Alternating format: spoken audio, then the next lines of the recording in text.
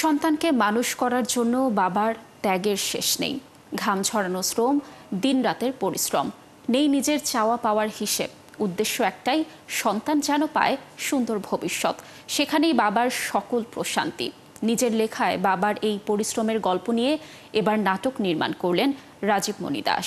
তীব্র দাবদাহ উপেক্ষা করে বুধবার উত্তরার 52 থেকে শেষ হলো বাবার স্বপ্ন নাটকের দৃশ্য ধারণ। নাটকে অভিনয় করেছেন গোলাম কিবরিয়া তানভীর ও সুমাইয়া অর্পা। বিস্তারিত জানাচ্ছেন সুমনা সুমি। বাবার বাহুডোর সন্তানের নিরাপদ আশ্রয়স্থল। সন্তানের হাসিমুখ দেখে রাশভারী পরিশ্রমী বাবা ভুলে যান রোদে পোড়া, বৃষ্টিতে ভেজার ক্লান্তি।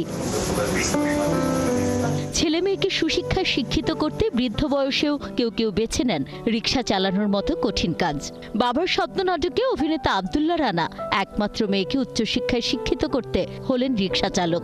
বাবারা যে আসলে সন্তানের জন্য সর্বোচ্চ স্যাক্রিফাইস করতে পারে, বাবা আসলে ভালো হয়, কোনো সন্তানের বাবা খারাপ হয় না। সো আমাকে যখন কেউ বলে যে আপনি বাবা চরিত্রে অভিনয় করবেন, আমি তো প্রথম মাইন্ডসেট হচ্ছে তাহলে আমি ভালো চরিত্রে। সন্তান যদি মেয়ে হয় তখন বড় চ্যালেঞ্জ হয়ে দাঁড়ায় ভালো ঘরে মেয়েকে বিয়ে দেয়া। বাবার এমন স্বপ্ন কখনো পূরণ হয়, আবার কখনো হয় না। বাবাকে আসলে সবাই ভালোবাসে। এই নাটকটাতে মূলত বাবা যে একটা সন্তানের জন্য কি করতে পারে, কত স্যাক্রিফাইস করে, সেটাই তুলে ধরা হচ্ছে। তবে ভালোবাসার কাছে হার মানে সবকিছু। সততার পরিশ্রমের মূল্যায়ন করার মানুষও আছে। নাটকের গল্প এভাবে এগিয়েছে, এমনটাই জানালেন অভিনেতা তানভীর। আজকে খুব গরম, খুবই এথিক্যাল এবং একটা অনেস্ট প্রেমিকের চরিত্রে আজকে অভিনয় করছি। ঠিক আছে, যে সবসময় তার প্রেমিকাকে সাপোর্ট দেয়, তার বান্ধবীকে সাপোর্ট দেয়,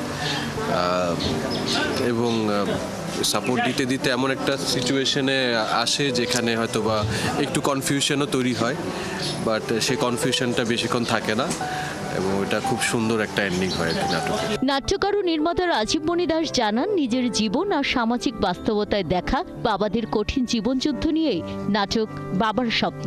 বাবা যে এত পরিশ্রম করে, কোথাও সে পরিশ্রমে সে ন্যায্য পারিশ্রমিক চায়ও না। এক কথা কুলুর বলদের মতন সে সকাল থেকে রাত পর্যন্ত খালি খেটেই যায়। একটাই ইচ্ছা, তার সন্তান হচ্ছে মানুষ হবে।